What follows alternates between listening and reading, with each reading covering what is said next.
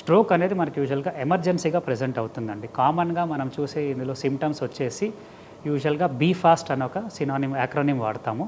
ఇందులో బీ అంటే బ్యాలెన్స్ అండి. చిన్న మెదడులో స్ట్రోక్ వస్తే కనుక పేషెంట్కి ఈ చెయ్యి షివర్ అవ్వడం, అదేవిధంగా నడవడానికి వీలు కాకపోవడం, చక్కర అంటే కళ్ళు తిరిగినట్టు అనిపించడం, ఇటువంటి సిమ్టమ్స్ బయట పడతాయి.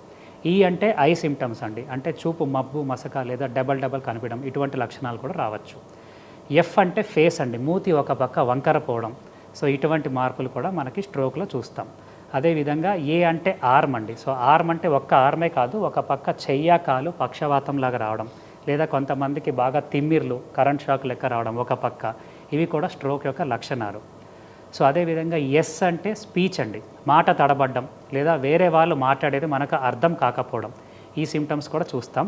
అండ్ లాస్ట్ థింగ్ టీ అంటే టైం అండి. సో ఇటువంటి లక్షణాలు కనుక మీరు ఒక పేషెంట్లో చూసినట్లయితే ఎంత తొందరగా అయితే అంత తొందరగా మీరు ఒక స్ట్రోక్ రెడీ సెంటర్కి తరలించాల్సి ఉంటుంది.